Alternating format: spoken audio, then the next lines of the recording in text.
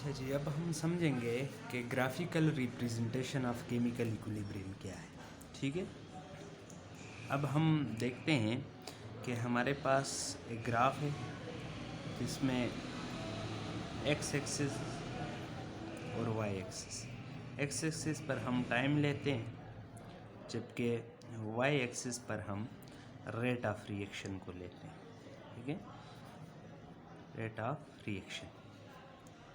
अब जब हमारे पास हम इनिशियली बात करते हैं कि जब हमारे पास जो अमाउंट, जब टाइम ज़ीरो होता है तो अमाउंट ऑफ रिएक्टेंट मैक्सिमम होती है, यानी रेट ऑफ फॉरवर्ड रिएक्शन ज़्यादा होगा।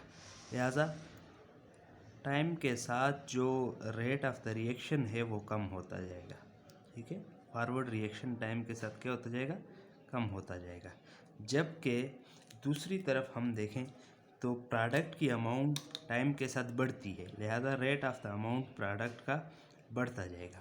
और फिर एक ऐसा टाइम आ जाएगा जिसके बाद rate of the forward reaction and reverse reaction, ये दोनों लाइंस पैरेलल हो जाएंगी, यानी कंसंट्रेशन में चेंज आना बंद हो जाएगी। जिस टाइम पर रिएक्टेंट और प्रोडक्ट की कंसंट्रेशन में चेंज आना बंद हो जाए, let's say that is the point, उस पॉइंट के बाद प्रोडक्ट और रिएक्टेंट की कंसंट्रेशन में चेंज आना बंद हो जाए, तो इस टाइम को कहा जाता है इक्विलिब्रियम टाइम।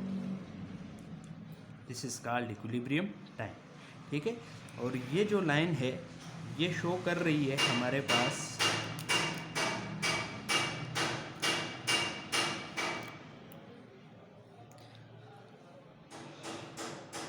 ये जो लाइन है ये शो करती है हमारे पास रेट ऑफ द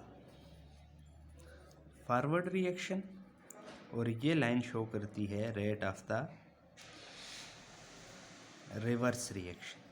ठीक है, और इस पॉइंट के बाद ये जो जगह है, इस पॉइंट के बाद दिट विल शो कि रेट ऑफ फॉरवर्ड रिएक्शन बराबर हो चुका है रेट ऑफ रिवर्स रिएक्शन के।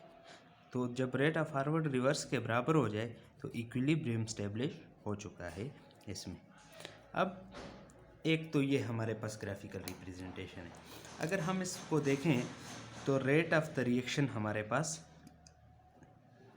इस तरह, हम रेट ऑफ द रिएक्शन को लेकर इक्विलिब्रियम को ग्राफिकली रिप्रेजेंट कर सकते हैं। इससे पहले एक और चीज़ होती है, एक और तरह का ग्राफ भी हम ड्रा कर सकते हैं जिसमें हम time versus concentration, time versus concentration of reactant and products. ठीक है, टाइम के साथ रिएक्टेंट और प्रोडक्ट की कंसंट्रेशन का क्या सीन है। तो लेट्स से प्रोडक्ट की कंसंट्रेशन हमारे पास क्या होती है, बढ़ती है टाइम के साथ, जबकि रिएक्टेंट की कंसंट्रेशन टाइम के साथ क्या होती है, कम होती है।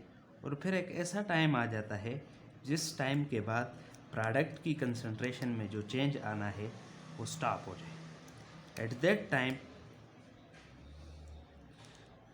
Is called as what, equilibrium time. इस टाइम को हम क्या कहेंगे, इक्विलिब्रियम टाइम।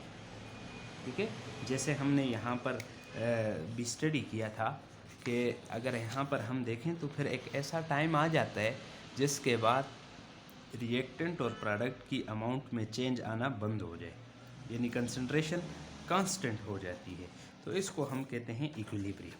ठीक है, अब ये जो लाइन है इसमें जो ग्रीन लाइन है it will show the concentration of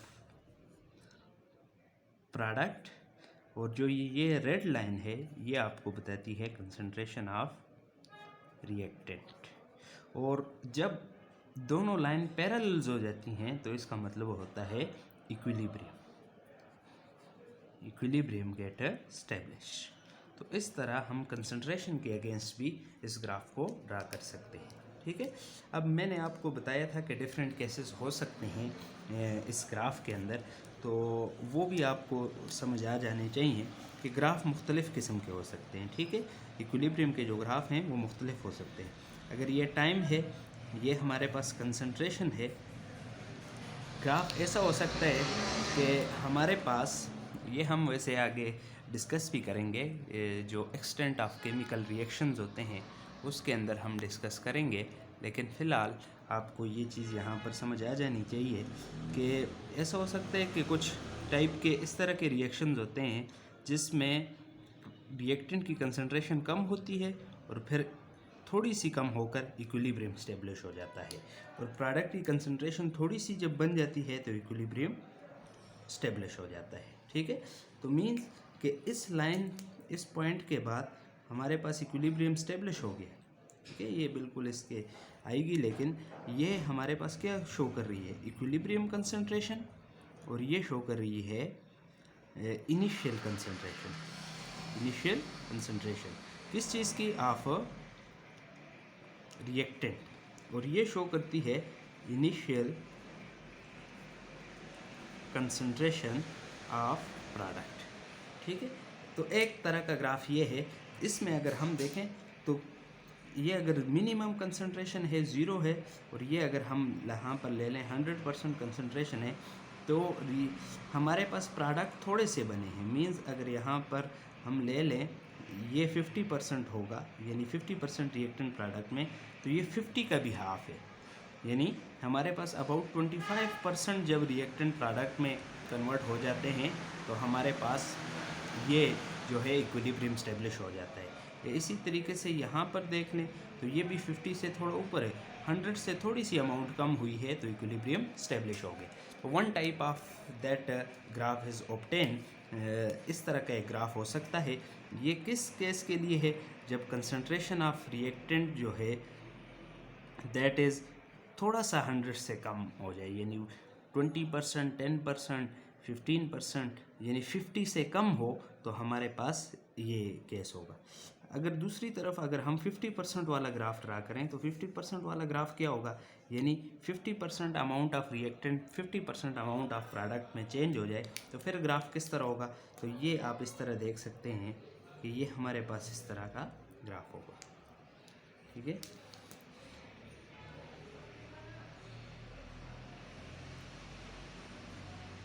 that graph. अब इसमें क्या है, ये कंसंट्रेशन है, ये टाइम है, and that is the minimum value of concentration 0, यहाँ पर मैक्सिमम वैल्यू है 100%।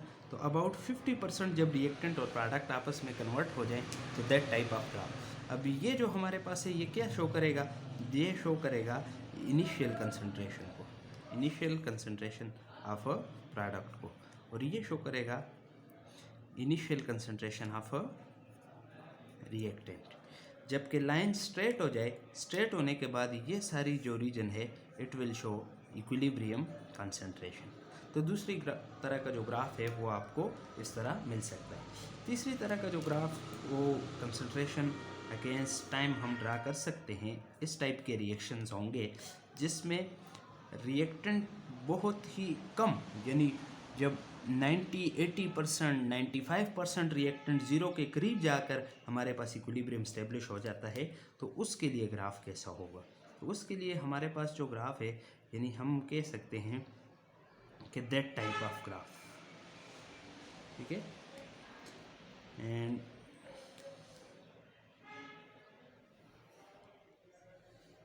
अब इस पॉइंट पर ये वाली कंसंट्रेशन बहुत ज़्यादा, यानी हमारे पास ऐसा ग्राफ जिसमें रिएक्टेंट बहुत ज़्यादा प्रोडक्ट में कन्वर्ट है। ये 0 थी तो 0 से अबाउट कितने परसेंट कम हो गई, ये हमारे पास 10% पे आ गई, और प्रोडक्ट यहाँ पर अगर 100% था तो ये कितना आ गया, अबाउट 90%। ठीक है, तो इस तरह के ग्राफ, और ये जो टाइम होगा this is called equilibrium time. इसके आगे जो ये कंसंट्रेशन होगी जहाँ से लाइन स्ट्रेट हो जाए it will show equilibrium concentration. और इससे पहले ये क्या शो करती है, ये शो करती है that is initial concentration of product. ठीक है, और दूसरी ये शो कर रही है initial concentration of a reactant. तो ये तीन तरह के ग्राफ, तीन तरह के रिएक्शंस आपको देखने को मिल सकते हैं। जिसमें हमारे पास केमिकल इक्विलिब्रियम स्टेब्लिश होगा। ठीक है, तो 3 मुख्तलिफ जिसमें कितने परसेंट प्रोडक्ट रिएक्टेंट प्रोडक्ट में कन्वर्ट हो रहे हैं उस बेस पर ये हमने डिस्कस किया। एक और चीज़ आपको पता होनी चाहिए, एक है इक्विलिब्रियम कंसंट्रेशन और दूसरा है इनिशियल कंसंट्रेशन। इसमें क्या फ़र्क है? तो याद रखना है, इक्विलिब्रियम कंसंट्रेशन जब इक्विलिब्रियम केमिकल रिएक्शन में स्टेब्लिश हो जाए उसके बाद रिएक्टेंट की जो अमाउंट है, अमाउंट ऑफ रिएक्टेंट, और जो प्रोडक्ट की अमाउंट है, अमाउंट ऑफ प्रोडक्ट, इसको कहा जाता है इक्विलिब्रियम कंसंट्रेशन। इक्विलिब्रियम स्टेब्लिश होने से पहले, यानी इक्विलिब्रियम अगर 15 मिनट में स्टेब्लिश होता है तो 14 मिनट, 13 मिनट, 12 मिनट, 11 मिनट, इससे पहले किसी भी टाइम जो अमाउंट ऑफ रिएक्टेंट होगी या अमाउंट ऑफ प्रोडक्ट होगी, that will called as what, initial concentration. तो इनका आपको फ़र्क वाज़े पता होना चाहिए। तो ये था हमारे पास graphical representation of chemical equilibrium.